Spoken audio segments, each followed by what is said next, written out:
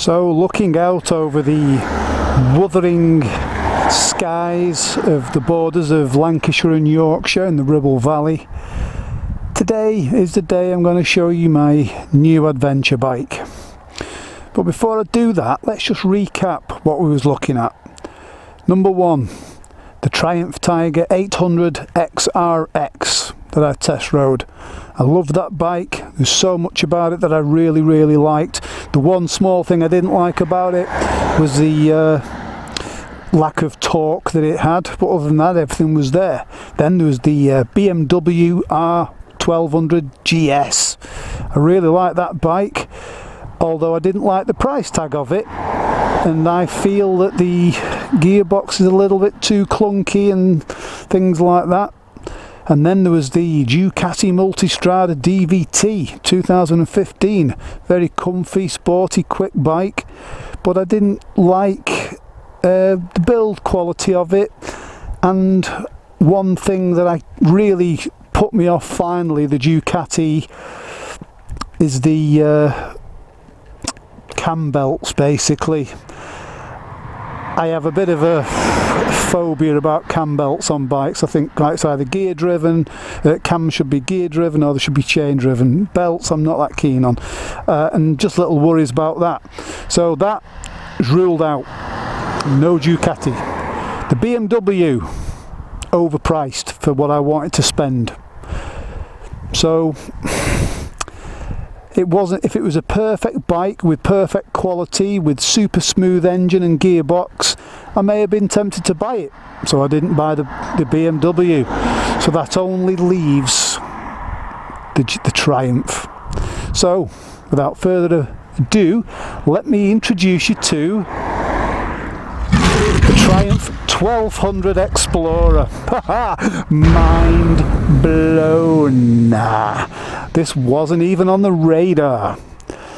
It just so happened that when I was looking on the Triumph website to build up what I had chosen, the 800 XRX, when I was playing with the configurator, all the bits and bobs that I was putting on it that I wanted, the price of it came up to the price of one of these at starting price.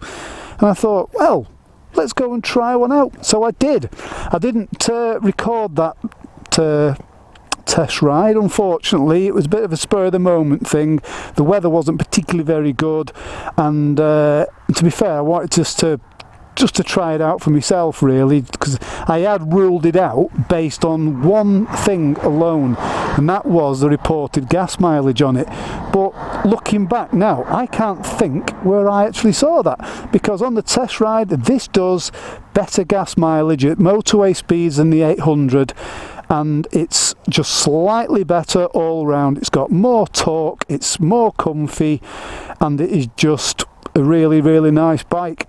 And I was sold. I really was. This come in £4,000 cheaper than the BMW, because at the moment when I went to buy this bike, Triumph were doing a bit of an end of season deal where they would give you £1,200 worth of accessories for the bike to add to what you like. So what you can see here now is when I picked it up today, is I opted for the protection pack, which is why it's got crash bars, alloy bash plate, and a little tanky protector thing there. All that is part of the protector pack, the protection pack I should say. Just arrange my microphone a bit better. I also paid, as part of this £1,200 extra, and just a little bit added on top, I paid for the handguards, heated grips, and that's pretty much it. But I also opted for the performance pack, but unfortunately I got a phone call yesterday before I picked it up saying, sorry Dave, but the performance pack hasn't arrived yet, so we'll have that fitted for your first service in about a month's time. I'm going to knock 500 miles out on this on like 2 days, but anyway, it's booked in for a service in about 3 weeks. So when it's had its first service, it will have a Arrow exhaust can on it. It will have the LED spotlights on it, and there's one more thing. What else is there? Come on Dave, think now. There's one more thing. Oh, billet alloy foot pegs for some reason, which I'm not a lot bothered about, but hey, they pretty much come free. So here she is, Dave's new adventure bike. Check it out. Picked up just today.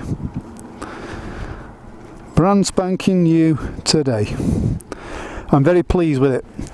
I have put this Puig screen extender on because when I did the test ride, usual thing, these Explorer screens are just these adventure screens are just not big enough.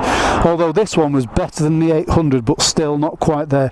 This does the job nicely. It cuts down 90% of the wind buffet you'd ordinarily expect.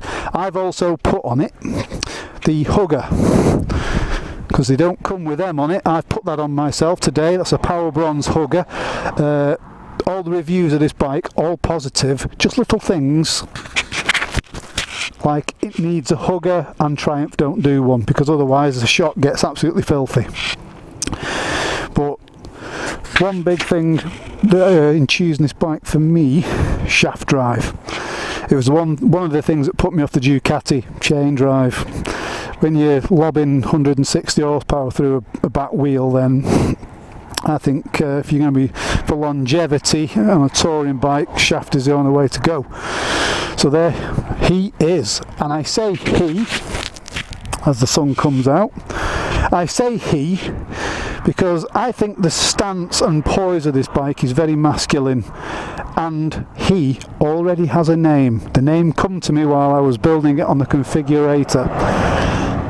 Ladies and gentlemen, I give you Richard Parker. That is the bike's name and will be from now on. Those of you that get the reference will understand it. If you don't, Google it. Anyway, but I'll just take you for a little quick ride on him while we've still got daylight. It'll be dark in about half an hour, so I'll just give you a little quick ride on him now, just to show you what he's like. So here we are on board the big Tiger. Such a smooth engine. Obviously we've only done 36 miles on him, but it's really manoeuvrable once you get him up and moving. He is very heavy though. He's heavier than the BMW. He's like about 250 kilos, which is a beastly weight for a motorcycle, but once you're up and running, it's all very good.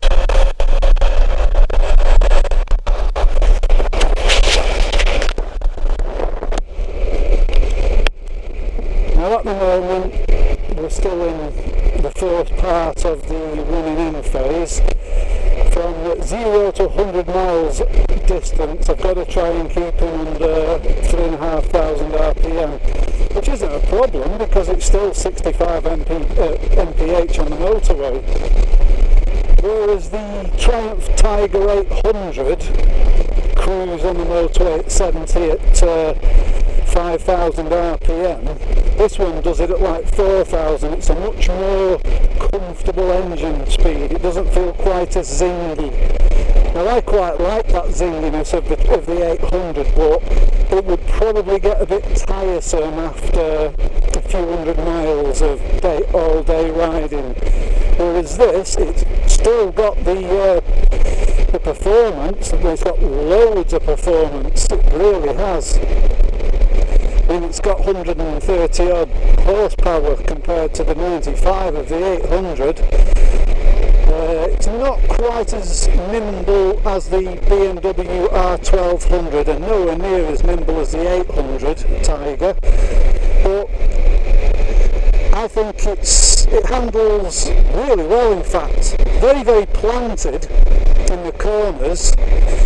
I think it's just that mass and the fact that it's running on some very, very nice Metzler Torrance tyres that feels very, very composed in the corners. I like it. So I'm not going to do a full review on him yet because I've only just broke the skin on it, you know. Give me a couple of weeks and I will give you a very full in-depth review of this bike. But for now, very pleased.